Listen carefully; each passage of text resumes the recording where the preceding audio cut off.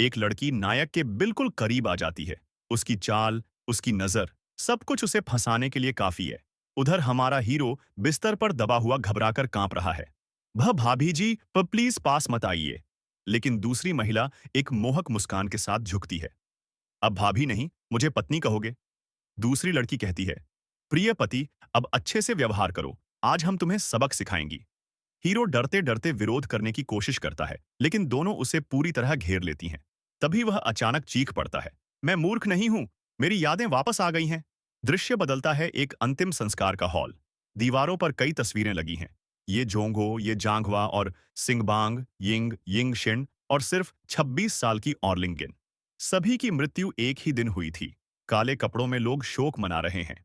3 Sitara general Ning you धीरे से कहता है, दुश्मन ने बिना किसी गलती के अपनी योजना पूरी कर ली। परिवार प्रमुख यू चांग जवाब देते हैं, किसी की गलती नहीं है। हमारे लोग जानते थे कि जोखिम क्या है। लेकिन बुजुर्ग समझ जाते हैं, यह कोई संयोग नहीं था। सभी को एक साथ निशाना बनाया गया था। हॉल के एक कोने में हमारा नायक टूटकर रो पड़ता है। उसके हाथ से उसकी पेप्पा पिग गिर जाती है और वह चीखता है, उसे मुझसे मत छीनो। भागते हुए वह ठोकर खाता है, मुंह के बल गिर पड़ता है और उसके गले का लॉकेट 2 टुकड़ों में टूट जाता है। आंसू पोंछते हुए वह दादाजी से कहता है, दादाजी मेरी पिग उठा दीजिए। दादाजी उसे उठाते हैं। परिवार प्रमुख धीमे स्वर में कहते हैं, अब इस परिवार में सिर्फ मैं और मेरा पोता बचे हैं। फैन, तुम्हें शादी करके वंश आगे बढ़ाना होगा। बुजुर्ग गुस्से और दर्द में कहते हैं, इस परिवार की आत्मा कभी नहीं टूटेगी। भीड़ में कोई फुसफुसाता है, ये तो पागल हो गया है।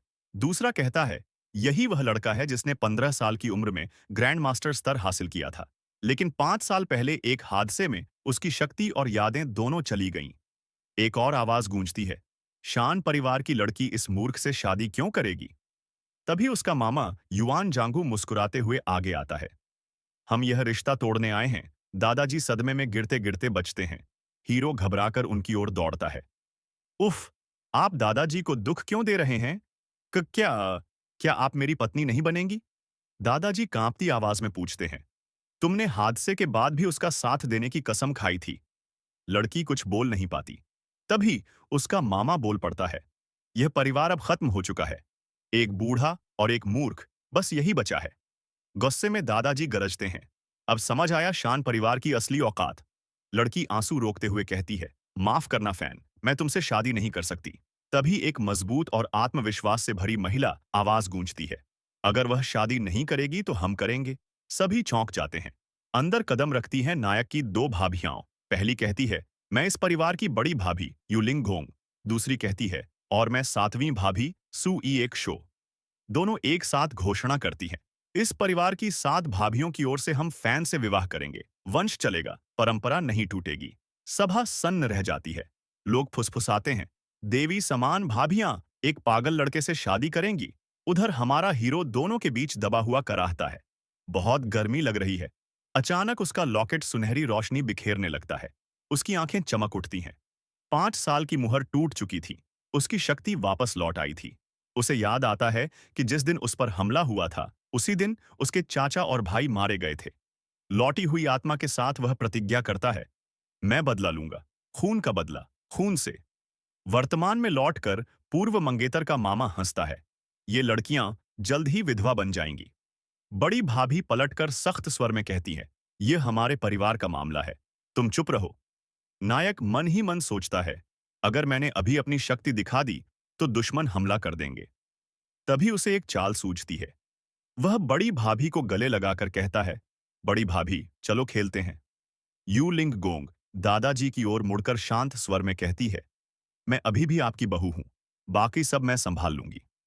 दादाजी असहाय नजरों से उसे देखते हैं। वह आगे कहती है, शान परिवार से सगाई अब समाप्त। पूर्व मंगेतर डरते हुए सिर झुका लेती है। माफ कीजिए। नायक मन ही मन सोचता है, जो मुझे छोड़ गया उसके पीछे मैं अब नहीं भागूंगा। अब वह सिर्फ अपने परिवार की प्रतिष्ठा वापस लाने की कसम खाता है। वर्तमान में यू लिंग लोंग मजाक में कहती है, अब हम सब मिलकर छोटे फैन के साथ परिवार की वंश परंपरा आगे बढ़ाने के लिए ही उन्होंने यह निर्णय लिया था। उनके बीच फंसा नायक कुछ कहना चाहता है, लेकिन उसे महसूस होता है कि लड़कियां अपने फैसले को लेकर पूरी तरह दृढ़ हैं और उसे भागने का कोई मौका नहीं देंगी। दूसरी ओर एक दूरस्थ स्थान पर एक व्यक्ति वृद्ध जंग को सूचना देता है कि यान परिवार का अंतिम संस्कार बिना किसी बाधा के संपन्न हो गया है। मंदिर के भीतर एक अधीनस्थ रिपोर्ट करता है कि सातों बहनें फैन से विवाह करने जा रही हैं। यह सुनते ही वृद्ध तुरंत कार्रवाई का आदेश देता है। उसी समय वह दुष्ट गुरु 5 साल पहले की दुर्घटना से जुड़े उसी व्यक्ति को बुलाकर कहता है कि यह मामला वही संभाले। वह मन ही मन सोचता है कि अगर लड़का मूर्ख बना रहेगा तो उसे जीवित रहने दिया जा सकता है, लेकिन जैसे ही वह कुछ भी संदिग्ध हरकत करेगा उसे तुरंत खत्म कर दिया जाएगा। हाथ में पकड़ी माला को वह इतनी जोर से दबाता है कि एक मन का टूट जाता है। इधर सभी रस्में पूरी होने के बाद नायक के दादा सबका धन्यवाद करते हुए कहते हैं कि अब सभी लोग अपने अपने घर लौट जाएं। लेकिन लिंगलोंग कहती है कि वे यान से विवाह करके परिवार की वंश परंपरा को आगे बढ़ाना चाहती हैं। दादा दुखी होकर पूछते हैं कि वह ऐसा क्यों कर रही है। युवती जवाब देती है कि यह फैसला अंतिम है। सातों बहनें बारी बारी से एक एक महीने तक उसके साथ रहेंगी। वह आगे कहती है कि परिवार को बचाने और यान परिवार का बदला पूरा करने के लिए उन्हें वंशज छोड़ने होंगे। यह सुनकर यान स्तब्ध रह जाता है। क्या वे उसे केवल वंश आगे बढ़ाने का साधन समझ रही हैं? अचानक सबसे बड़ी बहन उसके शरीर में उठी, हल्की ऊर्जा की लहर को महसूस कर लेती है और उससे सवाल करती है। बात छिपाने के लिए नायक बच्चे जैसा व्यवहार करने लगता है, बदले की बातें करते हुए अजीब आवाजें निकालता है। लड़की उसके गाल खींचकर उसे डांटती है और याद दिलाती है कि वह कभी एक प्रतिभाशाली युवक था और फिर से वैसा बन सकता है। मुस्कुराते हुए वह कहती है कि सातों पवित्र कन्याएं जीवन भर उसके साथ रहेंगी। लेकिन यान गंभीर स्वर में चेतावनी देता है कि अगर उन्होंने कभी उसे निराश किया तो वह उन्हें दुनिया के किसी भी कोने से ढूंढ निकालेगा। वह समझता है कि समाज की परवाह किए बिना उससे विवाह करने के लिए बहुत साहस चाहिए था। युवती रोने लगती है और उससे विनती करती है कि वह खुद को संभाले ताकि परिवार को बचा सके और अपने चाचाओं तथा भाइयों का बदला ले सके। नायक मन ही मन संकल्प लेता है कि यह घृणा का आरण वह अवश्य चुकाएगा। वह सोचता है कि उसकी बड़ी बहन कुछ सख्त है क्योंकि उसका मानसिक संतुलन अभी पूरी तरह ठीक नहीं हुआ है। लेकिन लिंग लोंग बताती है कि उसने महान वैद्य संत चिकित्सक लेलेकियानियस से संपर्क कर लिया है। यह सुनकर दादा आशावान हो जाते हैं कि शायद उनका पोता सच में ठीक हो जाए। नायक देखता है कि दादा के शरीर के भीतर गंभीर चोटें हैं और उन्हें तुरंत इलाज की आवश्यकता है। उनका ध्यान खींचने के लिए वह उत्साहित होने का नाटक करता है और कहता है कि वह भी इलाज करवाना चाहता है। यिक्षु उसे गले लगाकर कहती है कि डॉक्टर उसे पूरी तरह ठीक कर देगा और वह एक स्वस्थ भविष्य जी सकेगा। लिंगलोंग उसे संभालती है, जिससे यिक्षु थोड़ी शर्मिंदा हो जाती है।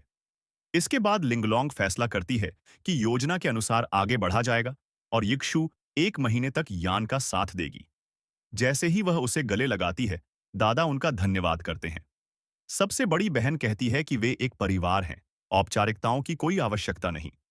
दादा लड़के को हल्का सा धक्का देकर कहते हैं कि उसे लड़की का सम्मान करना होगा, वरना वह उसे कभी माफ नहीं करेंगे। यान सोचता है कि सातों बहनें अब उसकी पत्नियां हैं और वह उन्हें बहुत प्यार देगा, लेकिन फिलहाल उसे कुछ समय तक उनके दिलों को ठेस पहुंचानी पड़ेगी। तभी इक्षु बताती है कि सेवन यान लोंग द्वारा आयोजित एक व्यावसायिक समारोह है और यह उसके बाहर निकलने का अच्छा अवसर होगा।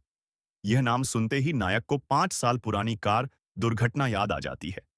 वह दर्द में जमीन पर पड़ा था और बेहोश होने से पहले उसने एक ऐसे आदमी को देखा था जिसके चेहरे पर निशान था। फिर उसे याद आता है कि वही आदमी अंतिम संस्कार के समय जाओ तियानलोंग के पास भी मौजूद था। अब उसे पूरा यकीन हो जाता है कि वह दुर्घटना जाओ परिवार से जुड़ी थी और उसकी प्रतिशोध यात्रा वहीं से शुरू होगी। दृश्य बदलकर च्वान परिवार के घर पहुंचता है, जहां उसकी पूर्व मंगेतर रहती है। तैयारी न करने पर उसका चाचा नाराज हो जाता है। लड़की रोते हुए कहती है कि उसका पार्टी में जाने का मन नहीं है। चाचा गुस्से में पूछता है कि क्या वह अब भी यिफान के बारे में सोच रही है, जबकि उसका परिवार पूरी तरह बर्बाद हो चुका है। आखिरकार थक हारकर लड़की तैयार होने के लिए मान जाती है, लेकिन अकेले में वह घुटनों के बल बैठकर रोती है और नायक को याद करती है। उधर नायक की भाभी उससे कहती है कि वह अपनी शर्ट उतार दे। उसकी फिट बॉडी देखकर वह प्रभावित हो जाती है, जबकि उसने लंबे समय से अभ्यास भी नहीं किया था। नायक मुस्कुराकर पूछता है कि क्या वह छूना चाहती है, लेकिन वह शर्माकर मना कर देती है। वह उसे समारोह के लिए एक औपचारिक सूट देती है और कहती है कि अब वह उसे भाभी नहीं कह सकता। नायक खुशी खुशी मान जाता है और बच्चे की तरह नाटक करने लगता है। लड़की सोचती है कि उसके मंगेतर ने उसे सबसे कठिन समय में छोड़ दिया था, इसलिए अब वह उसे पूरा स्नेह देना चाहती है और दोबारा कभी उसे दुखी नहीं होने देगी। गर्मजोशी से उसे गले लगाकर वह कहती है कि अब वह उसकी एकमात्र पत्नी है। नायक उसकी तारीफ करता है और कहता है कि उसकी पत्नी यिक्षु सबसे अच्छी है। लेकिन तभी अचानक लड़की को अजीब सी गर्मी महसूस होने लगती है।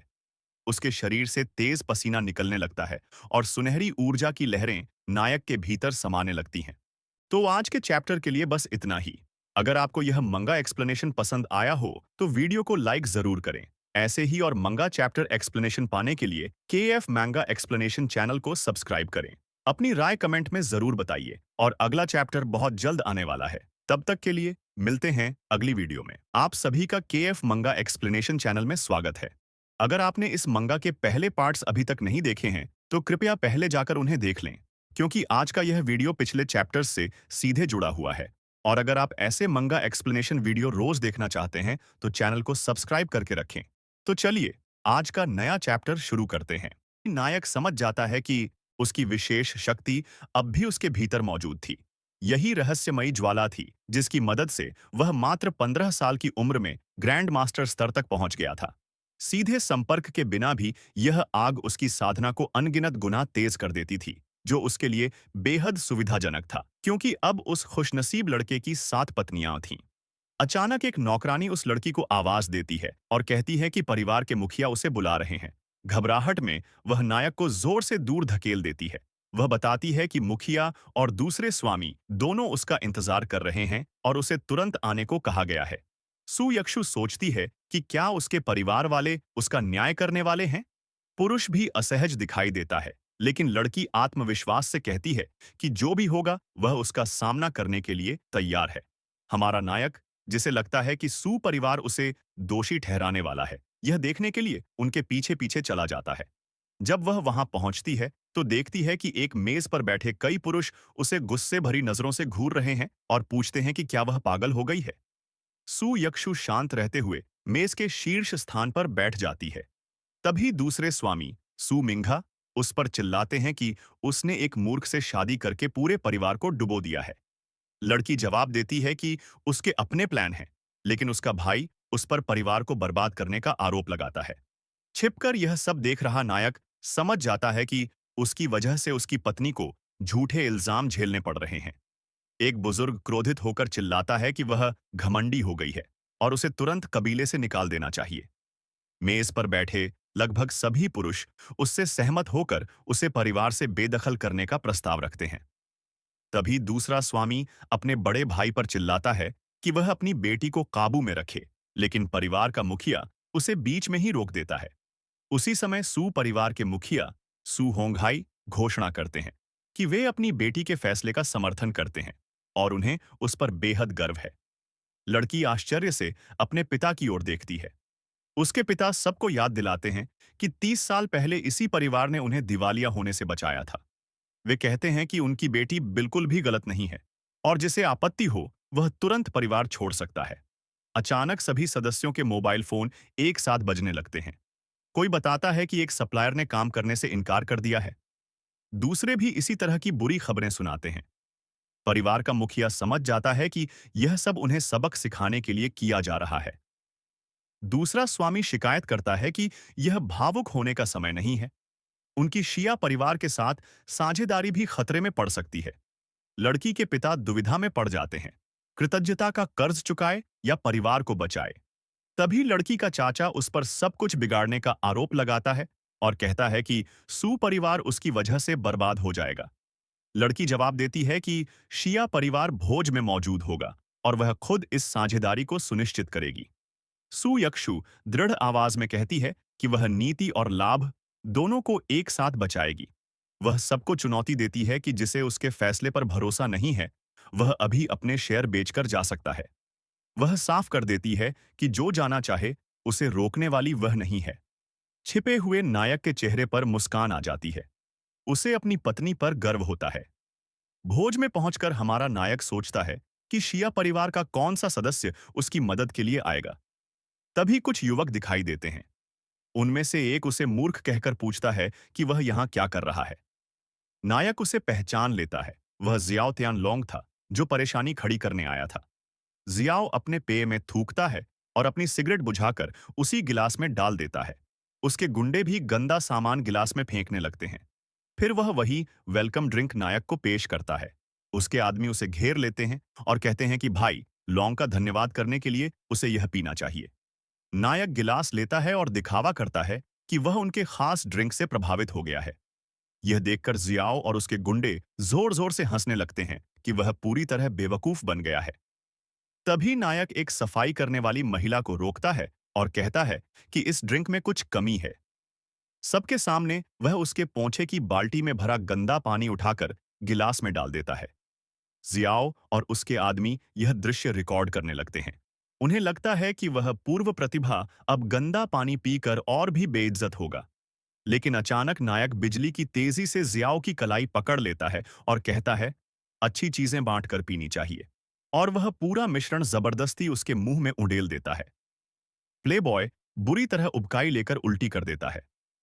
उसके गुंडे घिन से पीछे हट जाते हैं। जियाओ तड़प कर चिल्लाता है कि वह नायक को बर्बाद कर देगा।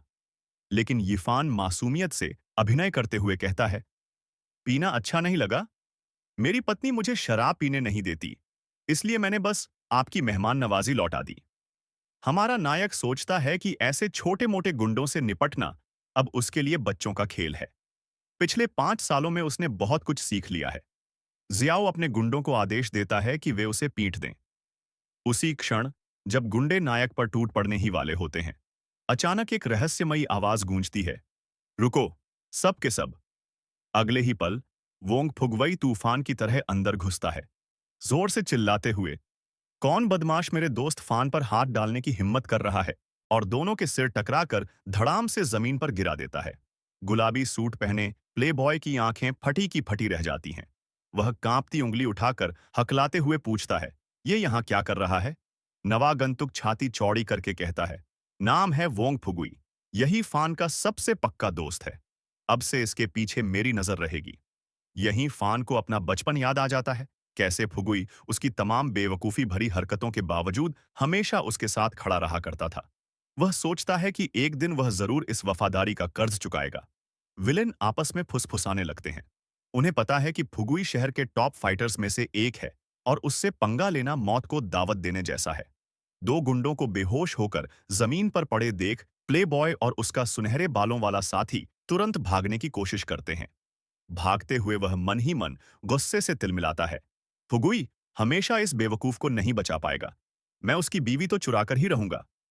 खतरा टलते ही फुगुई मुस्कुराते हुए बताता है कि उसे दावत में हुए पूरे ड्रामे की खबर पहले ही मिल चुकी थी। वह फान को जोरदार भालू झप्पी में जकड़ लेता है और मजाक उड़ाते हुए कहता है, साथ साथ खूबसूरत बीवियां, कोई भी मर्द खुशी के मारे पागल हो जाए। बेचारा फान लगभग दम घुटने से बेहाल हो जाता है और मन ही मन बड़बड़ाता है कि वह ऐसा कोई अय्याश नहीं है। लेकिन फुगुई उसकी बात अनसुनी करते हुए हंसता रहता है, यही तो तू है, मान ले। अचानक फुगुई की नजर बदल जाती है। उसकी आंखें सिकुड़ जाती हैं, जैसे उसे कुछ अजीब महसूस हुआ हो। वह फान के करीब झुककर उसकी पोशाक सूंघने लगता है और संदेह भरी आवाज में पूछता है, तेरी आभा बदली बदली लग रही है। कहीं तू ठीक तो नहीं हो गया? क्या चल रहा है? फान मन ही मन सोचता है, ये आदमी तो हद से ज्यादा तेज है। वह तुरंत मूर्खतापूर्ण मासूम चेहरा बनाकर अनजान बनने लगता है। उसी वक्त दोनों का ध्यान किसी और की ओर जाता है। उनकी खूबसूरत पत्नी आगे बढ़ते हुए नाराजगी से कहती है, अरे तुम अचानक कहाँ गायब हो गए थे? मैं तो मेकअप ठीक कर रही थी, सब ठीक तो है ना? फुगुई तुरंत सम्मान से झुक जाता है और गंभीर स्वर में कहता है, भाभी, जब तक आप मौजूद हैं मैं जान देकर भी भाई फान की रक्षा करूंगा। लड़की मुस्कुराती है, राहत महसूस करते हुए कहती है, अच्छा है मेरे पति को इतना भरोसेमंद साथी मिला, धन्यवाद। जल्द ही सभी की नजरें मंच की ओर मुड़ जाती हैं, जहां उद्घोषक भव्य अंदाज में शिया ग्रुप की ताकतवर अध्यक्ष मिसेस शिया के आगमन की घोषणा करता है। नीली ड्रेस पहनी हुई प्रस्तोता उत्साहित होकर माइक संभालती है और सम्मानित अतिथि के स्वागत में जोरदार तालियों की मांग करती है। सीयूयू बताती है कि उसे तुरंत शिया परिवार के साथ साझेदारी पर बातचीत करनी है, इसलिए वह फिलहाल अपने पति को उसके दानव जैसे विशालकाय दोस्त की देखरेख में छोड़कर चली जाती है। अध्यक्ष मंच पर आते हैं, चेहरे पर सौम्य मुस्कान, हाथ हिलाते हुए। लेकिन उनकी मौजूदगी भर से ही आलीशान हॉल में सम्मान का माहौल बन जाता है। तालियां बजाते हुए गुलाबी सूट वाला प्रतिद्वंद्वी तिरछी मुस्कान बिखेरता है। वह मन ही मन सोचता है कि एक बार सौदा पक्का होते ही हीरो की पत्नी खुद उसके पैरों में आ गिरेगी। स्टेज पर मौजूद महिला मौके का फायदा उठाकर पूछती है कि क्या उनकी मौजूदगी का मतलब है कि शिया परिवार के साथ साझेदारी पक्की हो चुकी है। अध्यक्ष बेहद शालीनता से जवाब देते हैं, बाजार बहुत विशाल है और हमारी कंपनी स्थानीय बड़े समूहों से आने वाले हर प्रस्ताव का स्वागत करती है। यह अस्पष्ट उत्तर सुनकर खलनायक हक्का बक्का रह जाता है। उसे तो पूरा भरोसा था कि सौदा उसी के हाथ में है। उधर सीयू उत्साहित होकर अपने पति का हाथ पकड़ती है और कहती है कि अब उनके परिवार की भी उम्मीद बची है। लेकिन यान मंच पर खड़े उस आदमी को घूरता रह जाता है। उसे लगता है कि वह अध्यक्ष को कहीं न कहीं पहले भी देख चुका है। अचानक अध्यक्ष की आंखें सदमे से फैल जाती हैं। उन्हें सामने वही व्यक्ति दिखाई देता है जिसने कभी उनकी जान बचाई थी। हॉल में सनसनी फैल जाती है। सबकी नजरें हैरानी से देखती हैं कि वह बड़ा अधिकारी मंच से नीचे उतरकर तेजी से हमारे हीरो की ओर बढ़ रहा है। वह किसी की परवाह नहीं करता। उसके कदम तभी रुकते हैं जब वह यान के बिल्कुल सामने पहुंच जाता है। सबको चौंकाते हुए अध्यक्ष यान का हाथ थाम लेते हैं और कृतज्ञता से कहते हैं, आखिरकार मुझे वह दिव्य डॉक्टर मिल ही गया जिसने मेरी जान बचाई थी। जियाओ परिवार का प्लेबॉय यह देखकर आग बबूला हो उठता है। उसे समझ नहीं आता कि इतना शक्तिशाली व्यक्ति एक मूर्ख सा दिखने वाले इंसान पर इतना ध्यान क्यों दे रहा है।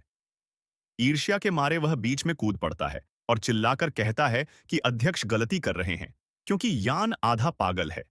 वह झुककर फुसफुसाता है कि मिस या को वाई परिवार से दूर ही रहना चाहिए, क्योंकि वे कंगाल हैं और समस्याओं में डूबे हुए हैं। लेकिन अध्यक्ष शिया को इन बकवास बातों में जरा भी दिलचस्पी नहीं होती। वह गुस्से में उस आदमी पर चिल्लाते हैं कि उन्होंने किसी को गलत नहीं पहचाना। फिर वह यान की ओर मुड़ते हैं और बताते हैं कि 5 साल पहले जब वह मौत के करीब थे, तब इसी युवा डॉक्टर ने उनकी जान बचाई थी। सीयू बीच में बताती है कि उसी समय यान का कार्य एक्सीडेंट हो गया था, जिसकी वजह से उसकी मानसिक स्थिति थोड़ी कमजोर हो गई। अध्यक्ष तुरंत सब समझ जाते हैं। यान ने उन्हें बचाया और उसी के तुरंत बाद उसका एक्सीडेंट हो गया। इसका मतलब यह था कि उन पर यान का भारी कर्ज था। तो आज के चैप्टर के लिए बस इतना ही। अगर आपको यह मंगा एक्सप्लेनेशन पसंद आया हो तो वीडियो को लाइक जरूर करें। ऐसे ही और मंगा चैप्टर एक्सप्लेनेशन पाने के लिए KF मैंगा एक्सप्लेनेशन चैनल को सब्सक्राइब करें। अपनी राय कमेंट में जरूर बताइए और अगला चैप्टर बहुत जल्द आने वाला है। तब तक के लिए मिलते हैं अगली वीडियो में। आप सभी का KF मंगा एक्सप्लेनेशन चैनल में स्वागत है। अगर आपने इस मंगा के पहले पार्ट्स अभी तक नहीं देखे हैं तो कृपया पहले जाकर उन्हें देख लें, क्योंकि आज का यह वीडियो पिछले चैप्टर्स से सीधे जुड़ा हुआ है। और अगर आप ऐसे मंगा एक्सप्लेनेशन वीडियो रोज देखना चाहते हैं तो चैनल को सब्सक्राइब करके रखें। तो चलिए आज का नया चैप्टर शुरू करते हैं। यान ने उन्हें बचाया और उसी के तुरंत बाद उसका एक्सीडेंट हो गया। इसका मतलब यह था कि उन पर यान का भारी कर्ज था और ये भी बड़ा है। कर्ज चुकाने के दृढ़ निश्चय के साथ वह खलनायक को पूरी तरह नजरअंदाज करते हुए शियू से पूछता है कि क्या वह उनकी कंपनी के साथ एक विशेष साझेदारी स्वीकार करेंगी। गुलाबी सूट वाला प्रतिद्वंद्वी घबरा जाता है। वह चेतावनी देता है कि सू परिवार ब्लैकलिस्टेड है और इससे शिया ग्रुप की बदनामी हो सकती है। अध्यक्ष का सब्र टूट जाता है। वह ऊंची आवाज में कहते हैं कि अगर यान न होता तो आज वह जिंदा भी न होते, इसलिए उन्हें किसी की धमकियों से बिल्कुल डर नहीं है। वह सबके सामने घोषणा करते हैं, आज से सू परिवार हमारी कंपनी का एकमात्र आधिकारिक साझेदार होगा और जो भी इनके खिलाफ जाएगा उसे सीधे हमारा दुश्मन माना जाएगा। अध्यक्ष अपना वादा निभाते हैं और उत्साह से कांपती हुई येक्सु का हाथ थामकर सौदा पक्का करते हैं। येक्सु भावुक होकर धन्यवाद देती है। उसकी आंखें आंसुओं से भर जाती हैं। हॉल में मौजूद मेहमान तुरंत पाला बदल लेते हैं। अब सब शियू यू की दूरदर्शिता की तारीफ करने लगते हैं और याद करने लगते हैं कि वाई परिवार अभी भी शहर में काफी प्रभावशाली है। गुलाबी सूट वाला प्लेबॉय गुस्से से फुफकार रहा था। वह सोच रहा था कि आखिर वह बेवकूफ हर बार उसकी परफेक्ट योजनाएं कैसे बिगाड़ देता है। वहीं दूसरी ओर प्रेसिडेंट युवती की ओर आंख मारकर कहते हैं कि उसे उनका नहीं बल्कि अपने पति का शुक्रिया अदा करना चाहिए, क्योंकि असली वजह वही है। यायान तुरंत अपना नादान बनने वाला चेहरा बना लेता है, जैसे उसे कुछ समझ ही ना आया हो। उसकी पत्नी उसकी ओर देखती है, उसका चेहरा लाल हो जाता है और उसे एहसास होता है कि वास्तव में उसके पति ने ही उसे बचाया है। अचानक भावुक होकर वह उसके गले लग जाती है और प्यार से धन्यवाद कहती है। यायान संतुष्टि से मुस्कुराता है। उसे लगता है कि यह नाटक और ये सारी बेइज्जतियां उसकी पत्नी को सुरक्षित देखने के लिए बिल्कुल सही थी। कुछ ही पलों बाद वह उसे छोड़कर प्रेसिडेंट की गर्दन से लिपट जाता है और बच्चे की तरह चिल्लाते हुए कहता है कि कुंगल अंकल बहुत अच्छे आदमी हैं। लेकिन गले लगते लगते बूढ़ा आदमी उसके कान में तनाव भरी आवाज में फुसफुसाता है कि उसने जितना हो सकता था उतना किया है, लेकिन पर्दे के पीछे बैठे लोगों के खिलाफ जाने की हिम्मत उसमें नहीं है। एक पल के लिए यायान का मास्क उतर जाता है। तेज खतरनाक नजर के साथ वह कहता है कि उसने बिल्कुल सही किया है और उसे किसी भी तरह की सजा नहीं झेलनी पड़ेगी। यह सुनकर प्रेसिडेंट सन्न रह जाता है। उसे यकीन हो जाता है कि यह दिव्य चिकित्सक असल में बिल्कुल बेवकूफ नहीं बल्कि शुरू से ही सब कुछ एक नाटक था। तभी यायान जोर से फिर बच्चे की तरह उसे गले लगाता है और ऊंची आवाज में कहता है, अंकल बहुत अच्छे हैं, मुझे झप्पी चाहिए। लेकिन उसी दौरान वह उसके कान में गहरी आवाजों में फुसफुसाता है कि उसे फंसाया गया था, इसलिए उसे मजबूरी में यह मूर्ख वाला नाटक जारी रखना पड़ेगा, वरना उसकी जान चली जाएगी। मिसेस शियाव यह सब देखकर दंग रह जाती हैं। 20 साल का यह लड़का असल में एक अद्भुत रणनीतिकार है। वह वहीं तय कर लेती है कि भविष्य में वह उससे अवश्य गठबंधन करेंगी। प्रेसिडेंट भी चुपके से युवा मास्टर को वादा करता है कि वह उसकी हर योजना में पूरा साथ देगा, चाहे कीमत कुछ भी क्यों ना हो। उधर गुलाबी सूट वाला लड़का घबरा जाता है और चिल्लाकर पूछता है कि आखिर शियाव परिवार के साथ समझौते का क्या हुआ। उसे पूरा यकीन था कि यह डील पक्की है। यायान तुरंत अपने किरदार में लौट आता है और अपनी पत्नी के पीछे छिपकर चिल्लाता है, बुरा आदमी, ये मेरी बीवी को मुझसे छीनना चाहता है। प्रेसिडेंट तुरंत संकेत समझ जाता है। ये उसके वफादार साथी बनने की पहली परीक्षा थी। बिना एक सेकंड सोचे वह तेज, जोरदार थप्पड़ प्ले बॉय के गाल पर जड़ देता है। फिर टाई ठीक करते हुए ठंडे स्वर में पूछता है, मैंने कब तुम्हें किसी बात के लिए हाँ कहा था, बेकार इंसान? शियाओ परिवार का वारिस चौंक कर अपना गाल पकड़ लेता है और रोते हुए पूछता है कि उसे सबके सामने बेवजह क्यों मारा गया। प्रेसिडेंट गुस्से से घूरते हुए कहता है कि किसी और की पत्नी पर बुरी नजर डालने के लिए उसे यही सबक सिखाना चाहिए। वह तुरंत सिक्योरिटी को बुलाता है और आदेश देता है कि इस प्ले बॉय को बाहर फेंक दो, ये कहते हुए कि यह नशे में है और मेहमानों के साथ बदतमीजी कर रहा है। विलेन चीखता चिल्लाता हुआ घसीटा जाता है, कहता रहता है कि उसने एक बूंद भी नहीं पी, लेकिन कोई उसकी नहीं सुनता। कचरा बाहर निकालने के बाद प्रेसिडेंट उस जोड़े को शांत जगह चलने का निमंत्रण देता है, ताकि वे आराम से समझौते की बात कर सकें।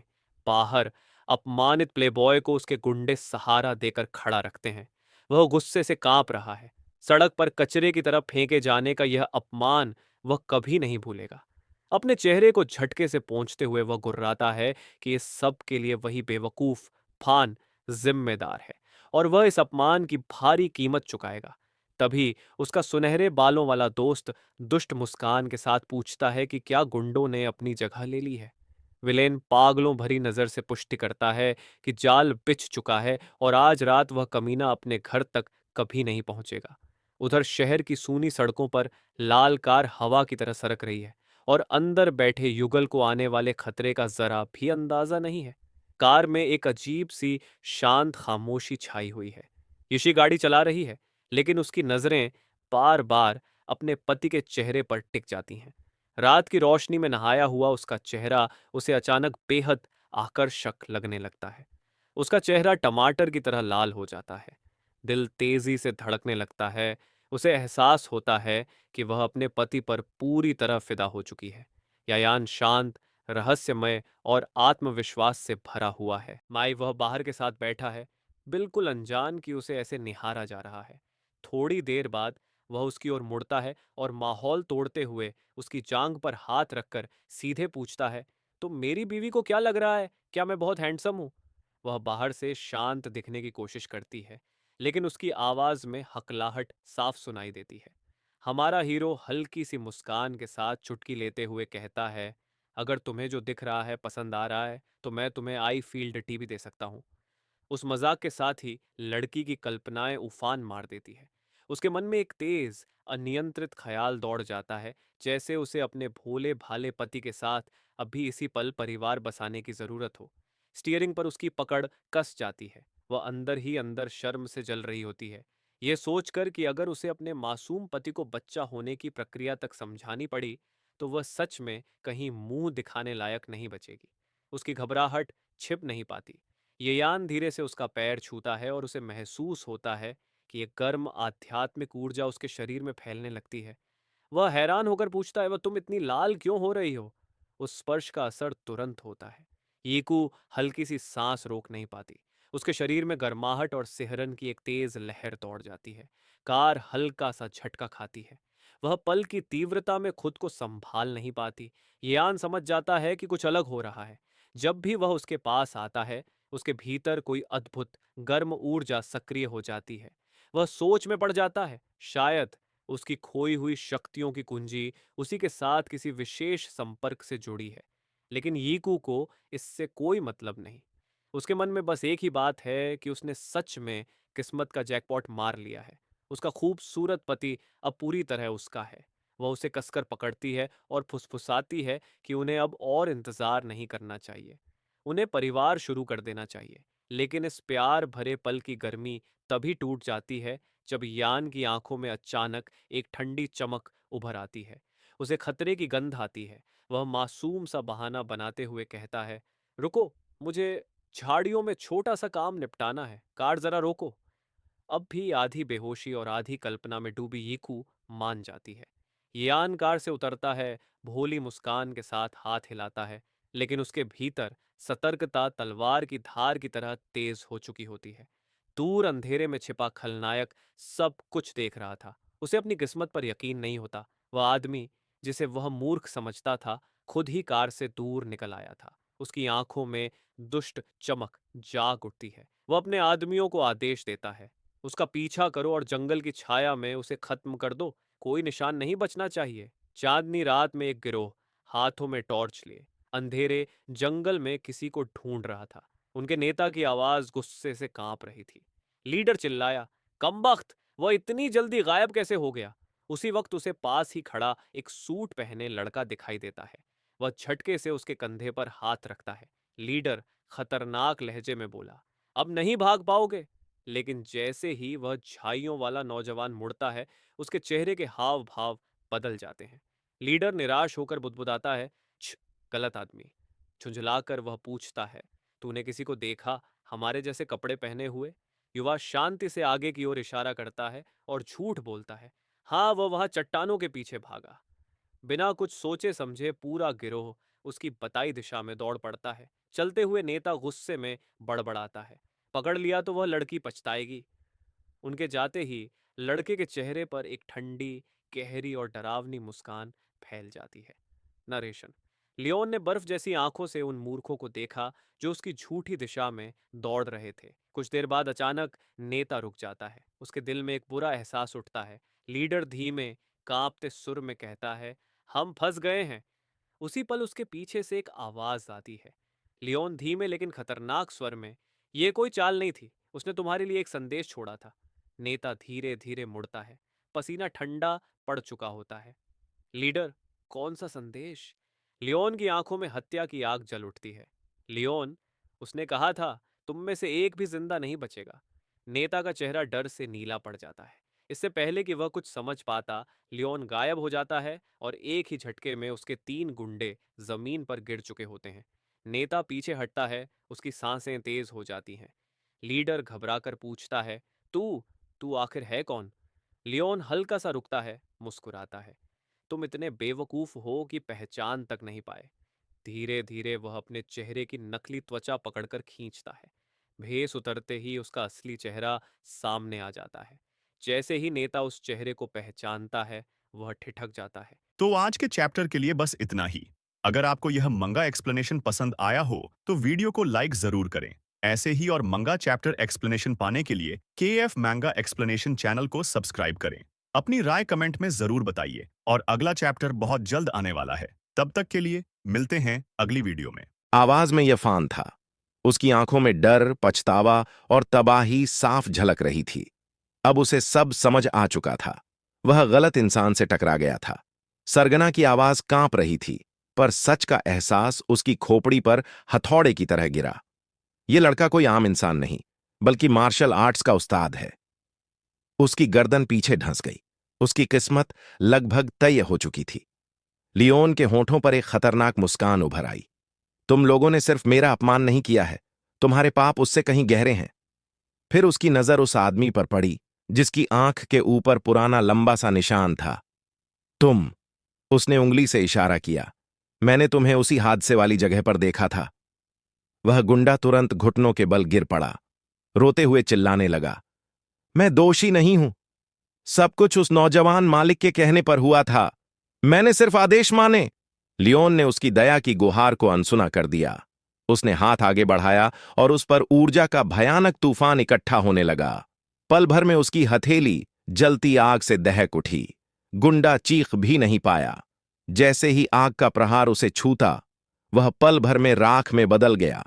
यह दृश्य देखकर सरगना की आंखें फटी रह गईं। उसका शरीर कांपने लगा और डर के मारे वह जमीन पर गिरते ही खुद को गंदा कर बैठा।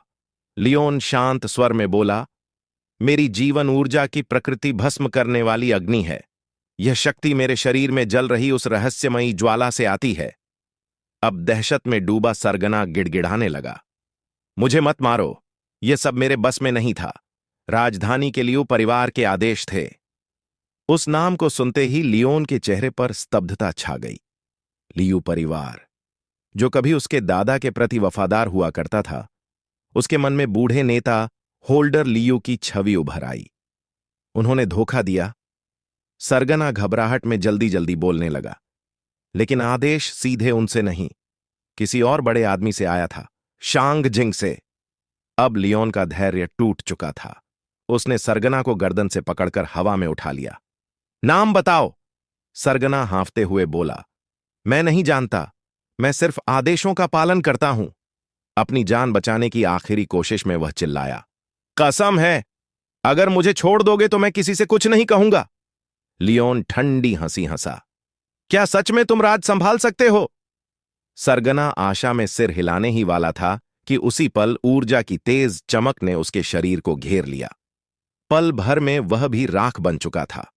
राख जमीन पर गिरती रही और लियोन बर्फ जैसी आवाज में बोला, अफसोस, लेकिन मैं जिंदा लोगों पर भरोसा नहीं करता। अब सब साफ था, सच भी और दुश्मन भी। उसने तय कर लिया था कि वह उन सभी प्रतिद्वंदी परिवारों को एक एक करके मिटा देगा। रात का दृश्य। हमारा नायक देखता है कि उसकी पत्नी अंधेरे जंगल में घबराई हुई उसे ढूंढती चली आ रही है। उसका चेहरा डर से सफेद पड़ा है। वह उसे लगातार पुकार रही है, जबकि वह आमतौर पर ऐसे खतरनाक स्थानों पर कभी कदम तक नहीं रखती।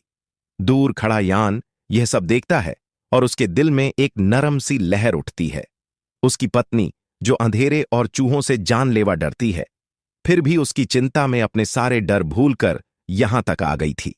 छाया से बाहर निकलते हुए वह मुस्कुराकर उसके पास आता है और शांत स्वर में कहता है, सब ठीक है, मेरा काम पहले ही खत्म हो चुका है। उसकी पत्नी राहत की सांस लेती है, लेकिन तुरंत चिंता से पूछती है, इतनी देर क्यों लग गई? माहौल हल्का करने के लिए यान अचानक जमीन की ओर इशारा करके चिल्लाता है, सावधान, तुम्हारे पैरों के पास एक बहुत बड़ा चूहा है। लड़की चीखते हुए उछलकर सीधे उसकी बाहों में समा जाती है। कांपती आवाज में पूछती है, कितना बड़ा चूहा था, गया कहां? यान मौके का फायदा उठाकर उसे कसकर थाम लेता है और मुस्कुराते हुए कहता है, भाग गया, वैसे तुम बहुत अच्छी खुशबू दे रही हो। यह सुनते ही उसका चेहरा लाल हो जाता है। उसे समझ आ जाता है कि उसके पति ने जानबूझकर उसे डराया था, सिर्फ उसे अपनी बाहों में भरने के लिए। यान उसे ब्राइडल स्टाइल में उठा लेता है और हंसते हुए कहता है, चलो मेरी रानी को कार तक सुरक्षित छोड़ आता हूं। दोनों प्यार में डूबे हुए जंगल से बाहर निकल जाते हैं। दृश्य बदलता है। कुछ जासूस दूर एक कार में छिपे यह सब देख रहे थे। वे हैरान रह जाते हैं कि नायक सुरक्षित कैसे लौट आया और युवा मास्टर जाओ कहां गायब हो गया। घबराकर वे भागते हैं और अपने मालिक को पुकारते हैं, लेकिन वहां सिर्फ खाली जमीन मिलती है, न कोई लाश, न कोई निशान। यह खबर बिजली की तरह जियाओ परिवार की हवेली तक पहुंचती है। कुल के उत्तराधिकारी के गायब होने से वहां हड़कंप मच जाता है। जियाओ परिवार का मुखिया गुस्से में दहाड़ता है, हवा में कैसे गायब हो गए? उसके आदमियों के पैर कांप रहे थे। वे बताते हैं कि 100 लोगों ने पूरे पार्क और नदी को 8 बार खंगाला, लेकिन कोई सुराग तक नहीं मिला। उनका कहना था कि एक रहस्यमय महारथी ने सिर्फ 2 मिनट में सभी को ढेर कर दिया और दोनों लक्ष्यों को आसानी से उठा ले गया। बूढ़ा दुचैन ठंडे पसीने से तरबतर हो जाता है। वह बड़बड़ाता है कि क्या ये परिवार ने किसी विशेषज्ञ को बुला लिया है, या फिर 5 साल पुराने वे भूत लौट आए हैं। वह गुर्राकर आदेश देता है कि तुरंत फिर से खोज शुरू की जाए और जरा सी भी जानकारी मिले तो फौरन उसे बताया जाए।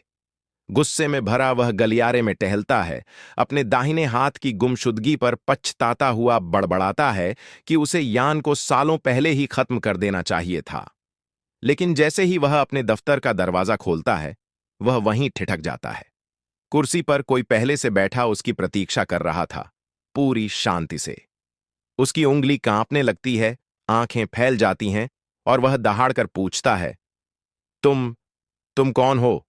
मेरे ऑफिस में क्या कर रहे हो? याय फैन हल्की सी भयावह मुस्कान देता है और कहता है कि वही वह व्यक्ति है जिसे बूढ़े आदमी ने 5 साल पहले खत्म करने की कोशिश की थी। यह सुनते ही बूढ़ा आदमी सदमे में जम जाता है। उसे समझ आ जाता है कि हमारा नायक कभी बेवकूफ नहीं था। वह बस अब तक जानबूझकर अनजान बना हुआ था। विश्वासघाती घबराकर अपने आदमियों को बुलाने के लिए चीखने ही वाला होता है कि तभी कोई वस्तु तेजी से हवा चीरती हुई उसकी ओर आती है। अगले ही पल एक कलम उसकी हथेली को भेदते हुए उसे दीवार से चिपका देती है। वह दर्द से चीखना चाहता है, लेकिन उसकी आवाज बाहर नहीं निकल पाती, क्योंकि उसी क्षण किसी चीज से उसका मुंह ढक दिया जाता है। याय फैन ठंडे स्वर में चेतावनी देता है, अगर तुम सच, पूरा सच बता दोगे तो शायद तुम्हारी पीड़ा थोड़ी कम हो जाए। गुंडा घबराहट में मुंह से कपड़ा हटाने की कोशिश करता है, लेकिन डर और दर्द से उसकी सांसें अटक जाती हैं। हमारा नायक सख्ती से पूछता है कि क्या तियानलोंग को उसी ने मारा था? फिर व्यंग्य से जोड़ता है, नए साल पर कोई हत्यारा अपने पास क्यों रखेगा? बूढ़े आदमी के माथे से पसीना टपकने लगता है। वह हकलाते हुए कहता है कि वे लोग तो सिर्फ ऊपर से आए आदेशों का पालन कर रहे थे, वे दोषी नहीं हैं। याय फैन उसकी बात बीच में ही काट देता है और पूछता है कि वोंग और ली परिवारों के अलावा और कौन-कौन लू परिवार की सेवा करता है।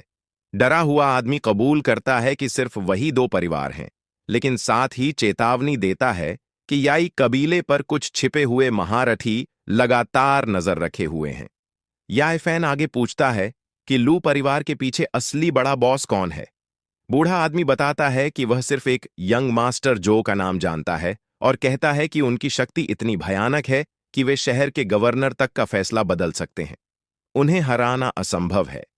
हमारा नायक उसका गला पकड़ लेता है और ठंडे स्वर में कहता है कि यह चिंता उसे करने की जरूरत नहीं। बूढ़ा आदमी घुटी हुई आवाज में कहता है कि उसके पास एक और सुराग है। याय फैन उसे तुरंत बोलने का आदेश देता है। विश्वासघाती बताता है कि उन्होंने याई परिवार पर हमला सिर्फ ताकत के लिए नहीं किया था, वे किसी खास वस्तु की तलाश में थे।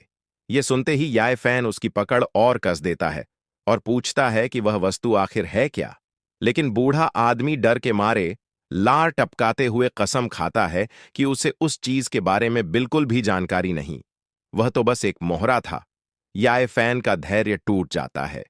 वह ठंडे स्वर में कहता है, अगर तुम्हारे पास कोई काम की जानकारी नहीं है तो जिंदा रहने की भी कोई वजह नहीं। अगले ही क्षण वह अपनी सुनहरी ऊर्जा छोड़ता है और दुश्मन को वहीं खत्म कर देता है, बिना कोई निशान छोड़े। अगली सुबह शहर इस खबर से दहल जाता है कि शाओ परिवार को रातों रात पूरी तरह मिटा दिया गया है।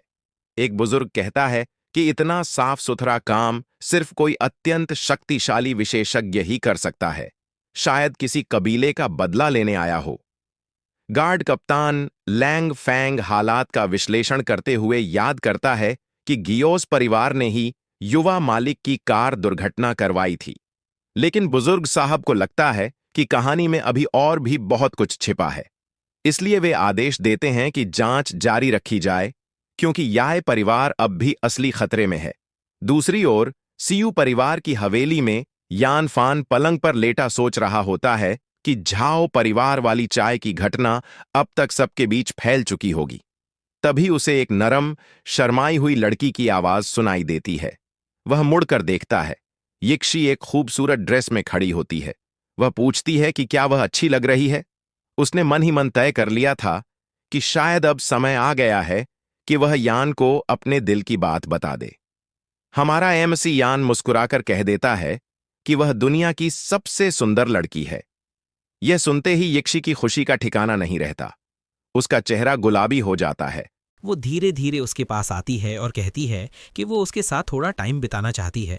यान मासूम बनकर पूछता है कि क्या करने वाली हैं, जिससे यिक्शी और भी ज्यादा शर्म से भर जाती है। आखिरकार हिम्मत जुटाकर वो कहती है कि वो चाहती है कि वो दोनों एक दूसरे के और करीब आए। यान मजाक करता है कि हम तो पहले ही साथ सो रहे हैं, जिस पर यिक्शी और भी लाल हो जाती है और कहती है कि मैं उस तरह की नींद की बात नहीं कर रही हूँ। यान पूछता है कि फिर कैसे होता है। यिक्शी अनजाने में हड़बड़ा जाती है। उसे शब्द ही नहीं मिलते। शर्म में वो उसे हल्की सी चपल लगा देती है और कहती है तुम बहुत परेशान करते हो। उसकी शर्म देकर यान मुस्कुला देता है। यिक्शी और भी करीब आकर धीमी आवाज में कहती है सबसे पहले लोग एक दूसरे के बिल्कुल पास आते हैं। यान उसके पास खिंचाता है। तभी यिक्शी उसका चेहरा पकड़कर उसे चुप करा देती है और उसके होठों पर एक हल्का सा चुंबन देती है। वो कहती है बस मेरे साथ चलो, और फिर दोनों एक दूसरे में खो जाते हैं, नरमी, गर्माहट और भावनाओं के साथ। कमरे में हल्की एनर्जी लहराने लगती है। यान महसूस करता है कि उसके अंदर की शक्ति फिर से बढ़ रही है। वो सोचता है कि यिक्शी की शक्ति भी शायद डेवलप हो गई है। उधर बाहर पहरेदार एनर्जी के उतार चढ़ाव को महसूस करके आपस में बातें कर रहे होते हैं। एक गार्ड कहता है कि मिस सू सच में बहुत लकीन है, दोनों सच में एक दूसरे के लिए बने हैं। कमरे में वापस आते ही हमारा लड़का यिक्शु को धन्यवाद देता है कि उसने कभी भी यी फैमिली का साथ नहीं छोड़ा। तभी यान घोषणा करता है कि आज से वो उसकी औरत है और अब वो उसे हर मुसीबत से बचाएगा। सीन कट होता है और हम पहुंचते हैं सू फैमिली की हवेली में। कोई आदमी अपने पिता को ढूंढते हुए अंदर आता है। युवा लड़का पूछता है कि क्या उनके पिता सोचते हैं कि जैंग फैमिली पर हुए हमले के पीछे यान का हाथ है। ये सुनकर बूढ़े आदमी का पारा चढ़ जाता है। वो अपने बेटे को तुरंत चुप रहने को कहता है। वो कहता है कि ये फैमिली उनके उपकारी हैं और वो तो खुश होंगे अगर यान जल्दी ठीक हो जाए। लड़का परेशान हो जाता है और सोचने लगता है कि अगर हमारे हीरो को सच्चाई पता चल गई तो क्या होगा। वो यी फैमिली की संपत्ति के बारे में बकवास करता रहता है, लेकिन उसके पिता उसे एक जोरदार थप्पड़ मार देते हैं और चुप रहने को कहते हैं। बूढ़ा बताता है कि उसने पहले ही पता लगा लिया है, हमारे हीरो ने कुछ नहीं किया बल्कि कोई और वापस आया है जैंकिंग से बदला लेने के लिए। ये सुनकर बेटा चौंक जाता है और पूछता है कि ये ग्रैंड मास्टर लेवल का योद्धा आखिर है कौन। बूढ़ा थोड़ी देर सोचता है और उसके दिमाग में उस मास्टर की तस्वीर उभर आती है। फिर वो बताता है कि उस आदमी का नाम है फान यी। लड़का कहता है कि उसने ये नाम पहले कभी नहीं सुना, लेकिन उसके पिता समझाते हैं कि नाम नहीं, उसकी ताकत मायने रखती है। युवा लड़का ठंडा पसीना बहाने लगता है, जैसे उसे समझ आ गया हो कि उसके पिता क्या सोच रहे हैं। फिर बूढ़ा कहता है कि उन्हें जल्द से जल्द फान यी को ढूंढना होगा, क्योंकि उनके पास उससे करवाने के लिए एक बहुत जरूरी काम है। लड़के पर जैसे अचानक बिजली गिर जाती है। उसे समझ आ जाता है कि उसके पिता उस एक्सपर्ट को किराए पर लेकर हमारे एमसी और पूरे यी फैमिली को खत्म करवाना चाहते हैं। जोश में भरा बेटा तुरंत आदेश पूरा करने के लिए निकल पड़ता है, जबकि पिता चुपचाप उसे जाते हुए देखता रहता है।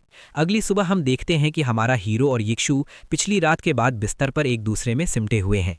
यी यान की बाहों में सिर रखकर मुस्कुरा रही है, जैसे किसी सपने में खोई हो। लेकिन उनका रोमांटिक माहौल तब टूट जाता है जब एक नौकरानी दरवाजा खटखटाकर बताती है कि उनसे मिलने कोई आया है। चौंक कर यिक्शी उठ जाती है, लेकिन हमारा लड़का उसे पकड़कर फिर से अपनी तरफ खींच लेता है। यान को किसी मेहमान की जरा भी परवाह नहीं, उसे तो बस उसके साथ और टाइम बिताना है। यिक्शी शर्मा जाती है और पूछती है कि इतनी सुबह कौन उनसे मिलने आ सकता है। नौकरानी जवाब देती है कि मिस चुआन यीफे आई हैं। ये सुनकर दोनों दंग रह जाते हैं। ईर्ष्या से भरी यिक्शी हमारे एमसी के गाल में तेज से चुटकी काट लेती है और वो दर्द से चीख उठता है। वो उसे घूर कर देखती है और याद दिलाती है कि उसकी पूर्व मंगेतर बाहर खड़ी है। हमारा हीरो इस मौके को मजाक में बदल देता है और पूछता है कि क्या उसकी वाइफ जल रही है। यिक्शी तुरंत इनकार कर देती है, इसलिए वो उसे चैलेंज देता है कि अगर वो सच में परेशान नहीं है तो उसके साथ नीचे चलकर चुआन यीफे से मिल ले। दोनों तैयार होकर कमरे से बाहर हाथ में हाथ डालकर आते हैं। बाहर उनकी पूर्व मंगेतर खड़ी खड़ी है और उन्हें देखकर उसका चेहरा बिल्कुल खुश नहीं लगता। चुआन यीफेई उन्हें इतना खूबसूरत जोड़ा देखकर मन ही मन एक टीस महसूस करती है। यिकी तुरंत रक्षात्मक हो जाती है और पूछती है कि वो वापस क्यों आई है, क्या वो वैन का मजाक उड़ाने आई है। यीफेई पास आकर बताती है कि वो माफ़ी मांगने आई है और जो कुछ भी हुआ था वो उसके चाचा की वजह से हुआ था। हमारा एमसी मन ही मन सोचता है कि वो सच में बहुत कमज़ोर स्वभाव की है और शायद उसे मजबूर किया गया होगा। तभी एक लग्जरी कार आकर रुकती है और एक युवा आदमी बाहर निकलकर सुई एंड यूफई को आवाज़ लगाता है। ये लियो नियांग ली फैमिली का युवा मालिक होता है। वो उसकी तलाश में आया होता है। वो यूफई का हाथ पकड़कर उसे मूवी पर चलने को कहता है। यूफई हैरानी से पूछती है कि उसे किसने बताया कि वो यहाँ है, मन ही मन अपने चाचा पर शक करते हुए। यूफैन गुस्से से भर जाता है। वो अभी अभी उसे माफ़ करने वाला था और उसे लगता है कि वो उसकी दुश्मन ली फैमिली का साथ चुनकर आई है। यिकी कहती है कि उसे ज़रूर बहुत चोट पहुंची होगी। वो आगे बढ़कर यूफई पर आरोप लगाती है कि वो यहाँ सच में माफ़ी मांगने नहीं बल्कि सिर्फ दिखावा करने आई है। यिकी साफ तौर पर कहती है कि अब वो यूफैन की औरत है, इसलिए यूफई उसे परेशान न करे। इसी पल सब कुछ बिल्कुल साफ करने के लिए वो यान की तरफ मुड़ती है और बिना किसी हिचकिचाहट के उसके होठों पर जोरदार किस कर देती है। सबके सामने यूफई स्तब्ध रह जाती है, समझते हुए कि दोनों का रिश्ता अब बिल्कुल एक अलग ही लेवल पर पहुंच चुका है। किस चलता रहता है और उसकी पूर्व मंगेतर कुछ कहने लायक भी नहीं रह पाती। वो जीत भरी नज़र से यूफई को कहता है कि अगर उसे अपनी भलाई चाहिए तो यहाँ से चली जाए। ये सुनकर हमारा एमसी अपनी वाइफ को बाहों में भरकर कहता है कि जब उसने उसे नहीं चाहा था तब से वो बदल गया है। वो उसे चिढ़ाते हुए ये भी कह देता है कि अब उसकी 7 पत्नियां हैं और वो सब उससे कहीं ज़्यादा खूबसूरत है। यूफैन यूफई उसके शब्दों से टूट जाती है, लेकिन फिर भी कहती है कि अगर वो उसके साथ खुश है तो बस वही उसके लिए काफ़ी है। आंखों में आंसू लिए उसकी पूर्व मंगेतर उन्हें खुश रहने की दुआ देते हुए वहाँ से बिल्कुल टूट कर चली जाती है। वो लियोंग यांग नाम का आदमी पूरी तरह हैरान रह जाता है। वो उसके पीछे पुकारते हुए समझने की कोशिश करता है कि अभी हुआ क्या है, लेकिन यूफैन यूफई उसे गुस्से में धक्का देकर कहती है कि दूर हो जाओ, जिससे उसके हाथों में पकड़ा फूलों का गुच्छा जमीन पर गिर जाता है। यूफैन यूफई रोते हुए भाग जाती है और उसका वॉनबी आशिक उसके पीछे पीछे भागता है, उसे रोकने की कोशिश करता हुआ।